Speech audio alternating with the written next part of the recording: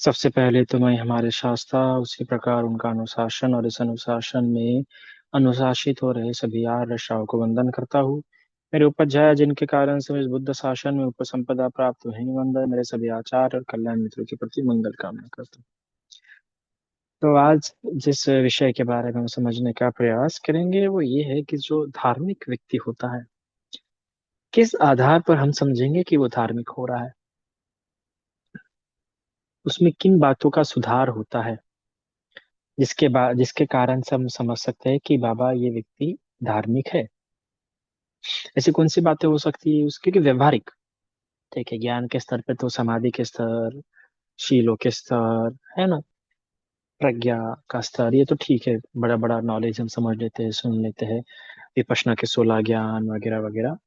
पर जो व्यवहारिकता जब आ जाती है, उसके व्यवहार की बात आ जाती है, जो व्यवहार कर रहा होता है, तो ऐसे कौन से भावों से, ऐसे कौन से लक्षणों से, ऐसे कौन सी बातों से हम बता सकते हैं, ऐसे कौन से गुण बढ़ने से हम बता सकते हैं कि ये व्यक्ति धार्मिक हो रहा है।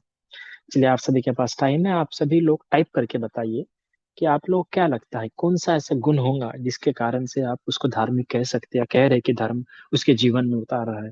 क्योंकि धर्म व्यवहार में नहीं उतर रहा तो कैसे, और व्यवहार में उतरा तो कुछ बात है जो दिखती गिरती है हमें, हाँ ये बात इससे धार्मिक है। तो ऐसी कौन सी बातें होती है जब व्यक्ति धार्मिक होते जाता है तो वो और भी उसमें आपको गुण देखने के लिए मिलता है। हम्म? ये टाइप कीजिए, आप सही बताइए मुझे आप लोगों के हिसाब से कौन। तो ये सब आपके जवाब थे।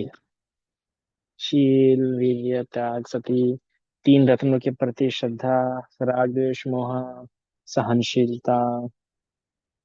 ओके, तो आप सभी के यह जवाब रहे आपके अनुसार इन बातों का किसी व्यक्ति में दिखना अष्टांगिक मार्ग का पालन, है ना। लेकिन मैं आपको मेरे अनुभव से बताता हूँ कि यहाँ पे जो उपस्थित लोग हैं या जो भी उपस्थित लोग धर्म श्रवण करते हैं उनको लगता है कि वो लोग धार्मिक हैं, उनको लगता है कि उनका क्रोध कम है, उनको लगता है कि वो क्रोध नहीं करते, है ना। पर ऐसा नहीं कि कोई व्यक्ति क्रोध कर रहा है तो धार्मिक नहीं है, ये तो बिल्कुल गलत बात हो गई है।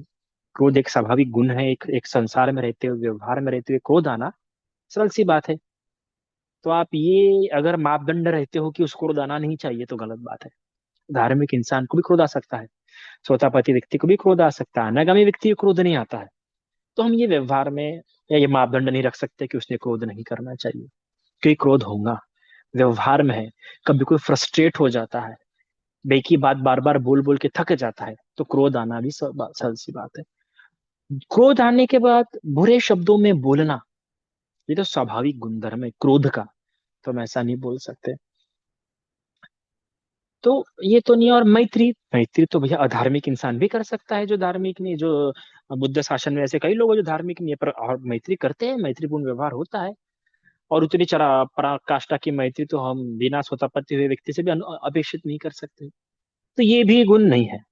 फिर किसी ने कहा सहनशीलता, अरे सहनशीलता वाली बात आती ही नहीं। सहनशीलता अगर हम किसी विधार्मिक व्यक्ति से अपेक्षा कर रहे हैं तो ये हमारी मूर्खता है। कोई कितना सह के ले, गधे से आप सहनशीलता अपेक्षा कर सकते हैं, घोड़े से भैंस से नहीं कर सकते आप। सहनशीलता एक धार्मिक इंसान से अपेक्षा करना मतलब आप उसकी आप धार्मिकता नष्ट कर देंगे। तो ऐसा नहीं बुला सकता कि एक धार्मिक इंसान ने सहनशील होना चाहिए। और जहां तक बात है विनय, मैंने ऐसे कई सारे लोग देखा है जो विनय पालन करते हैं पर फिर भी बहुत लोगों का मन दुखा देते हैं, दुष्ट आचरण कर देते हैं। और विनय के कारण से भी कई लोगों में अहंकार देखने में आया है, शीलों का अहंकार भी देखने के लिए आया है। करुणा, करुणा तो स्वाभाविक गुण है, करुणा किसी में भी होती है, ऐसा नहीं हो सकता है। करुणा तो करुणा के आधार पर हम नहीं बोल सकते, करुणा तो 24 घंटा थोड़ी रहती है। जब कोई ऐसा दृश्य देखे जिससे कि मन व्याकुल हो, जिससे कि मन परेशान हो, तब हम करुणा की बात कर सकते, तब करुणा उत्पन्न होगा। पर हर समय तो करुणा नहीं रहती है। एक्सेप्टेंस, हर चीज तो एक्सेप्ट नहीं कर सकते, और हर एक नॉर्मल इंसान से ऐसी अपेक्षा रखना कि उसने हर चीज एक्सेप्ट कर ले, नहीं। ये तो मानवीय गुण से आप एकदम ज्यादा ऊपर पूछ रहे हो उससे, ये जो है उसके सामने एक्सेप्ट कर ले। लज्जा और भय तो है ही है गुण, वो तो एक ना साधारण व्यक्ति में होता ही है। पर सही मायने में ऐसे क्या होगा जब हम कह सकते हैं कि बाबा रे ये धार्मिक हो रहा है। धार्मिक होने के सबसे प्राथमिक गुण कहो या महत्वपूर्ण गुण कहो, मैं जो देखता हूँ, क्योंकि मैं इस 9 सालों में मैंने कई तरह के उपासक देखे, उपासिका देखे हैं, भिक्खु देखे हैं, भिक्खुनियाँ देखे हैं, कई तरह के मैंने देखे हैं। अपने आप को शीलवान मानने वाले देखे हैं, दूसरों को दुश्शील मानने वाले देखे हैं, खुद को बहुत ज्ञानी मानने वाले देखे हैं। वो दोनों हर जगह पे, उपासक उपासिका हर जगह पे ये सब चलता है। क्योंकि ये क्या होता है, जितना हम ज्यादा पालन करते जाते हैं ना, हमें लगता है कि मैं पालन कर रहा हूँ, तो उतनी ज्यादा हमारी अविद्या बढ़ने के भी चांसेस बढ़ जाते हैं। और आप देखो, फिर साइकोलॉजिकल कुछ ऐसे रोग भी हो जन होने लगते हैं उन लोगों को। कुछ लोगों को लगने लगता है कि हम सोतापति हो गए हैं, कुछ लोगों को लगता है कि लोग अगर मेरे बारे में गलत सोचते हैं, कुछ लोगों को लगने लगता है कि नहीं मेरे पे कोई काला जादू कर रहा है, या कुछ लोगों को लगने लगता है कि वो इंसान मेरा बुरा चाहता है, वो मेरे बारे में कुछ गलत करवा रहा है, मेरे पीछे कुछ लगवा रहा है। ये फिर ऐसे धीरे धीरे करके उन धार्मिक लोगों में, जो लोग जिनको लगता है कि मैं बुद्ध धर्म का पालन करती हूँ, मैं बुद्ध धर्म का करती हूँ, उनमें इस प्रकार के मनोरोग, जिसे आप कह सकते हैं स्किज़ोफ्रेनिया, धार्मिक लोगों में बहुत दिखाई मिलता है स्किज़ोफ्रेनिया। मतलब उनकी कल्पना शक्ति इतनी हावी हो जाती है, फिर वो उनको लगता है कि मुझे कुछ दिव्य शब्द सुनाई आते हैं, या कुछ उनको दिव्य लोग दिखते हैं, ऐसा ऐसा। ये फिर डिफरेंट है, 6 इंद्रियों के 6 अपने स्किज़ोफ्रेनिया होते हैं। मतलब कल्पना, क्या उनकी कल्पना हो रही है पर उनको लगता हकीकत है। जैसे कि किसी दूसरे इंसान ने मेरे पे जादू कर दिया है, वो मेरा बुरा कर रहा है, वो मेरी तबीयत खराब करना चाहता है ना, उसने मेरे पीछे कुछ लगा दिया, है ना। ये सारा धीरे धीरे से धार्मिक लोगों को ज्यादा होने की संभावना रहती है, होते भी है। ज्यादातर ऐसे जो रोग है वो धार्मिक लोगों को होते हैं। स्किज़ोफ्रेनिया जिसकी जड़ होती है मोह में, स्किज़ोफ्रेनिया की होता है मोह में, इसकी जड़ें बहुत ज्यादा होती है। और मोह मतलब क्या, विद्या। और ज्यादातर धार्मिक लोगों में देखा है, आप देखो विपश्यना करने वाले या फिर ऐसे जो बहुत धर्म में इन्वॉल्व है, वो जल्दी ऐसी बातों से ग्रसित हो जाते हैं, ऐसे मनोरोग से क्या हो जाते हैं, ग्रसित हो जाते हैं। क्योंकि मैं भी जो देखते आ रहा हूँ, मैं तो कई ज्यादातर लोग हैं में धार्मिकता नहीं, वो धार्मिकता रूपी अविद्या, धार्मिकता नहीं, धार्मिकता रूपी अविद्या मजबूत होते हुए देखता हूँ। क्योंकि मैं जब जिन जिन लोगों को मैंने धर्म देखा है कि अरे रे बुद्ध धार्मिक है, मैंने उनको चुगली करते हुए देखा है, इसकी उसकी निंदा करते हुए देखा है। मैंने उन लोगों को देखा है कि वो चाहते नहीं कि सामने वाले इंसान का भला हो, ऐसे भी अपने आप को वो चाहते हैं कि भैया उसका बुरा हो जाए। फिर इधर की बात उधर फैलाना, और ये धार्मिक लोगों में ज्यादा देखा गया है। और धार्मिक लोगों के मुकाबले इधर की बात उधर फैलाना, उधर की बात इधर लेके जाना, इसकी बात उसको बोलना, है ना।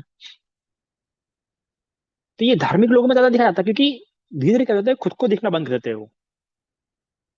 धार्मिक लोग जो सबसे बड़ी गलती करते हैं, धीरे धीरे वो खुद को देखना बंद करते हैं और बाहर देने ज्यादा शुरू करते हैं कि वो ऐसा करता है, वो ऐसा करता है। वो लोग विहार जाते नहीं, वो लोग विपश्यना करते नहीं, वो लोग भंते लोगों से मिलते नहीं, वो लोग धर्म नहीं सुनते। और ऐसा करते करते वो खुद इस प्रकार से अविद्या में डूब जाते हैं, इस प्रकार से अविद्या में डूब जाते हैं कि बाहर निकलना बहुत कठिन हो जाता है। वो समझ नहीं पाते, अगर किसी की अप्रिय बात लग गई तो सामने वाले इंसान को गलत समझना शुरू कर देते हैं। ये ज्यादातर धार्मिक लोगों में देखा गया है।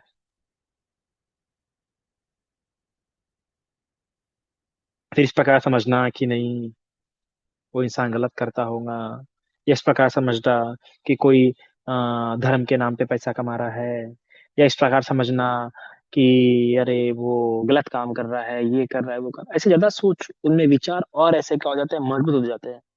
क्योंकि उनको खुद को देखना छूट जाता है। और अच्छे अच्छे साधकों में भी देखने के लिए आई ये बात, 60 डेज का, 100 डेज का शिविर करने वालों में भी।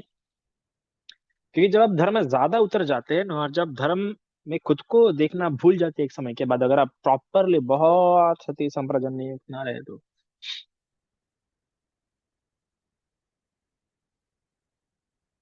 धार्मिक होना कोई सरल बात नहीं, धार्मिक होना कोई आसान बात नहीं है। धार्मिक ऐसा नहीं कि अरे आप हो गए, आप प्रवचन सुन रहे या तो अभी बस। वो प्रवचन नता अवता धम्म तो यावता बहुभाषति, हाँ, भाव सुन के धार्मिक नहीं हो सकता। प्रवचन सुनते सुनते ये बात जो भंते जी बता रहे मुझ में तो नहीं है, मैं तो ऐसा तो नहीं करती हूँ, ये इधर प्रवचन शुरू है और खुद में देखना शुरू है, तब जाके के सोतापति हो रहे, तब जाके सुकृतागामी हो रहे। जब खजुत्तरा चोरी कर रही थी, 3 आने में से आधे आने का फूल लाती थी, तो तभी भगवान का बहुत पठन शुरू था कि चोरी नहीं करना चाहिए। तब खजुत्तरा ने देखी, उदासी ने देखी, अरे भगवान जो बता रहे हो तो मैं खुद कर रही हूँ, नहीं करना चाहिए। तब जाके वो सुधरी। तो धर्म सुनते हुए ये बात आनी चाहिए कि मैं ये कहीं खुद तो नहीं कर रहा हूँ। तो कौन से गुण हैं जिनके आधार पर हम बोल सकते हैं कि धार्मिक? क्योंकि हमने देखे कोरोना का अभ्यास करने वाले, मैत्री का अभ्यास करने वाले भी ये सारे के सारे देखते हैं हम कि अरे नहीं, वे आर अलग ही धार्मिक, उन्होंने प्रपंच बना दिया है। तो धर्मवान कौन हो सकता है? कैसे सादगी, साधारण से गुण, बड़े बड़े गुण हो गए, बड़े साधारण गुण है वो नहीं है तो क्या फायदा? तो सबसे साधारण गुणों में से एक साधारण गुण है उजू पटी पन्नो। कितना प्यारा शब्द है, भगवान का सांग की गाथा में ही पहले बोला गया, क्या है? सुपटी पन्नो भगवतो सावक संगो, उजुपटी पन्नो भगवतो। तो उजुता इस गुण से युक्त होता है। सबसे पहला गुण, वो बड़ी बड़ी तो समाधिशील, वीर्य, करुणा, मैत्री, ये तो बात की बात हो गई, बहुत बात की बात हो गई। सबसे पहला सीधा आदमी बन जाता है भाई वो। उसके स्वभाव में सीधी बात आ जाती है कि अगर उसे किसी की कोई बात अच्छी लग नहीं रही तो वो सामने जाके बोल देगा उसी इंसान को। भले कोई कोई तड़ाक से बोल देगा तो कोई मीठे शब्दों में बोलेगा, या कोई नम्रता होके बोलेगा, पर सामने पहले बोलेगा। जैसे कि आपकी मुझे बात अच्छी नहीं लग रही, या फिर ऐसे पूछेगा कि आपने किस अर्थ में कहा। जैसे कि भगवान के समय में मल्लिका ने, जिसकी पति ने टॉन्ट मारा था कि बुद्ध तो ऐसा बोल रहे हैं, देख तेरे बुद्ध ऐसा बोले, तो मल्लिका किसी को भेजते और जाके ऐसे पूछ कर, अरे बा बुद्ध ने ऐसा बोला क्या? अगर बुद्ध ने बोला है तो उनसे पूछना कि भगवान आपने किस अर्थ में बोला है। देखो मल्लिका, सीधा स्वभाव हो गया ना, कितना सीधा स्वभाव है। और हम लोग क्या करते हैं, हम इधर जाएंगे इसको बताएंगे, उधर जाएंगे उसको बताएंगे, इससे बात करेंगे उससे। अरे सबसे पहला गुण जो है सीधा, कि अगर कोई उससे बात अनुचित लगती है तो सीधे जाके बात करेगा। हमारा बड़ा व्यवहार है, मुझे मेरे गुरु की भी कोई बात अगर ठीक ना लगे ना, तो मैं जाके उनको पहले जाके ऐसा नीचे डाल दूंगा, गदन नीचे, गदन नीचे डाल के बोलूंगा, बंते जी मुझे आपकी बात अच्छी नहीं लगी, आपने ऐसा ऐसा किया क्या? तो ऐसा ये व्यवहार, क्योंकि सबसे बड़ा सीधाता है ना। अगर उजुता नहीं है, सत्यता नहीं आएंगी, सत्यता नहीं तो शील नहीं है। जो सीधा नहीं बोल सकता, जो जिसकी बात उसी के पास जाके नहीं बोल सकता, वो गांव भर बोलेगा। क्योंकि डिफेंस मैकेनिज्म होता है, साइकोलॉजी में ऐसा होता है, महिला क्यों ज्यादा बात करती, महिलाओं में ये गुण क्यों होता है, ज्यादा चुगली करने का? क्योंकि वो सीधा नहीं बोल पाती, अपने पति को सीधा नहीं बोल पाती, अपने सास को सीधा नहीं बोल पाती है, अपने देवर को सीधा नहीं बोल पाती है। तो फिर वो अंदर दब दब के फिर इधर जाके बोलती है। साइकोलॉजिकल रिफ्लेक्शन है वो। तो सीधा बोलने का स्वभाव होना चाहिए, सीधा करने का स्वभाव होना चाहिए, पर ऐसा नहीं होता है। कई सारे लोग भी इधर उधर जाके घुमा घुमा के घुमा, तो इससे नुकसान किसका होता है? ऐसे व्यक्ति की अविद्या, जो सीधा नहीं हो पाता है, वो चिड़ा और होते जाएगा। अगर आप सीधे नहीं हो रहे हो तो आप और चिड़े होते जाओगे। इसलिए सीधा होना बहुत आवश्यक है।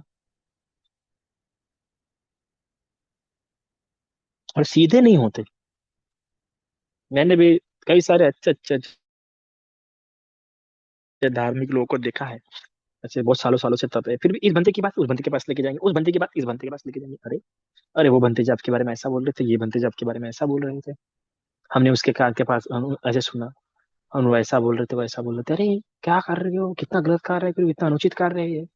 खुद के विद्या, जब भी तुम ऐसी बातें कर रहे हो, या इस उपास, अरे इस ग्रुप में ऐसा होता है, उस ग्रुप में ऐसा होता है, कुछ लोग होते होंगे, अभी कुछ लोग करते थे। परिधम्मा की भी कुछ ऐसे लोग निंदा करते हैं कि परिधर्म में ऐसा होता, परिधर्म वैसा होता। और जबकि वो खुद किसी ग्रुप में धर्म सुन रहे हैं। अरे अगर तुम धर्म में सुन रहे हो तो फिर ये ऐसी बातें क्यों कर रहे हो? तुम ना इधर के हो पाओगे ना उधर पे हो पाओगे, तुम्हारे विद्या मजबूत होंगे, तुम्हारा मोह मजबूत होगा, और मनोरोग होंगे। और हुए हैं, रिसर्च बेस्ड है, मैं खुद पढ़ता हूँ, मैंने खुद अपनी आंखों से देखा है। धार्मिक लोगों को ही ज्यादातर मनोरोग हुए हैं, ज्यादातर धार्मिक लोगों को स्किज़ोफ्रेनिया हुए हैं, क्योंकि सीधा स्वभाव नहीं है। जब टेढ़ा स्वभाव होगा, टेढ़ा स्वभाव मतलब मुंह मजबूत हो रही है, और मुंह मजबूत हो रहा है मतलब क्या? और इंसान गर्त में जा रहा है, मनोरोग होंगे। होते हैं ऐसे कई सारे धार्मिक लोग, ऐसे बड़ी बड़ी कहानियां हमने सुनी है, जिसमें किसी का काम, भले ही धार्मिक काम कर रहा है, पर उसका तो धार्मिक काम नहीं होना चाहिए, इसलिए उसका काम रोक देंगे। धार्मिक लोग भी ऐसा करते हैं। तो ये सबसे पहला गुण होता है कि उसने सीधी, एक तो सीधी बात उसी इंसान से कहना, जिस इंसान के बारे में समझ रहे हो गलत बात, उसी इंसान से सीधा पूछना। क्योंकि देखो, मलिका से समझो ना आप, इतना प्यारा मलिका का था, ये जब जैसे ही प्रसंग से सुना, तो पहले भगवान के पास भेजा, जाओ मेरा पता कर क्या मेरा भगवान ने इसे में बोला है क्या। और अगर भगवान ने बोला होगा तो किस अर्थ में बोला है भैया, ये भी जान के आना। किस अर्थ में समझा है ये भी समझ के आना। तो ये सबसे पहला गुण होता है कि उसमें सीधी बात आ जाती है। किसी की बात अनुचित लगती है आपको तो उन्हीं से पहले क्लियर करेंगे आप, उन्हीं से क्लियर करेंगे। नहीं, अगर आप क्लियर नहीं कर पाए तो फिर आपने पिसुना वाचा फरूसा वाचा संपकला वाचा, फिर वाणी के दुष्कर्म अपने आप होंगे, हो होने ही है। अगर वो मन में बात रहेंगी और आपने जिसकी बात है उसी के साथ जाके क्लियर नहीं की, तो फिर आपकी इधर उधर इधर उधर इधर उधर। और इसलिए हम देखते हैं कि ऐसे ज्यादातर धार्मिक लोगों में बहुत देखा गया। सबसे पहला और सबसे महत्वपूर्ण कि वो क्या होता है, सीधी बात करता है। फिर दूसरी बात कि वो क्षमा करने वाला होता है। कौन सा होता है, क्षमा करने वाला। वो क्षमा करना सीख जाता है। ये बात इस स्वीकार कर लेता है कि गलतियां होना स्वाभाविक है। राग द्वेष मोह उत्पन्न होना स्वाभाविक है। राग के चलते, मोह के चलते, द्वेष के चलते वह कुशल कर्म करेगा, और ये होगा ही होगा। इसलिए दूसरा गुण है क्षमाशीलता का। वो बड़े से बड़े अपराध को, बड़े से बड़े गलती को उसके साथ किए हुए किसी भी इंसान ने, वो माफ करते चलेगा, क्योंकि ये सुख की नींद सोना है ना। अगर वो माफ नहीं कर पाएगा तो वो क्या, सुख की नींद नहीं सो पाएगा। पति हो, पत्नी हो, देवर हो, सास हो, जेठ हो, उपासक हो, उपासिका हो, भिक्खु हो, माफ करते चलेगा। क्योंकि उसे माफ करना पड़ेगा खुद की नींद के लिए। उसे माफ करना पड़ेगा द्वेष की गांठों से निकलने के लिए। वरना वो जब जब देखेगा, अगर उसको नहीं बोल पाएंगा तो किसी और को जाके बोलेंगे। करना कुछ ना कुछ गलत चाहिए कि साथ गलत हो या चलेगा कि अरे ये इतना गलत कर रहा है ना, इसको नरक में जाना पड़ेगा, भोगेगा, इसलिए बोलते ना भोगेगा वो इंसान। ऐसा बोल देते ना हम लोग। नहीं, नहीं। तो क्षमा, एक दिन में, 2 दिन में, 3 दिन में पर क्षमा कर देंगे। जितना धार्मिक होगा उतने जल्दी क्षमा करना सीखेंगे, जैसे धार्मिक होते जाएंगे। फिर तो ये 2 गुण बहुत आवश्यक होते हैं। इसलिए अगर आप भी धार्मिक हो रहे हैं तो आप समझो कि आप सीधे हो रहे हैं क्या। आपको सीधी बात, सीधा व्यवहार जम रहा है क्या। अगर सीधी बात नहीं जम रही, सीधा व्यवहार नहीं जम रहा है, तो व्यक्ति वो उसको ही नजरअंदाज करेगा, क्योंकि उसे लगेगा अरे इस व्यक्ति से जाऊंगा फिर सीधी बात नहीं हुई, छोड़ो। खुद को संभालने की कोशिश कि सोचेगा कि मेरा गलत रास्ता गलत नहीं होना चाहिए, मेरा रास्ता आड़ा तिरछा नहीं होना चाहिए। तो इसलिए ये 2 बातें ध्यान में रखो, इतना आज के लिए काफी है। साधु, साधु, साधु।